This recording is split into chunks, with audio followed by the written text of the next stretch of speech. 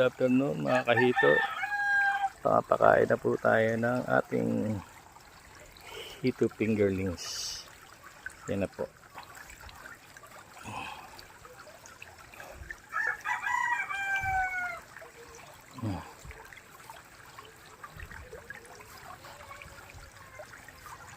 Sa umaga hapon lang po ang pakain yun talaga.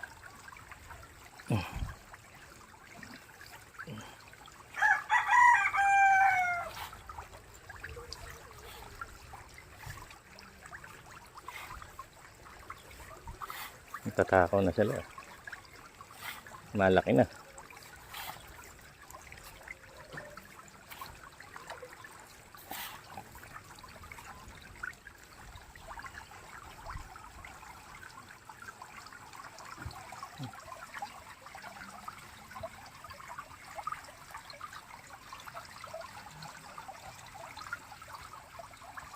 Mga 1 month pakakainin namin sila ng karne.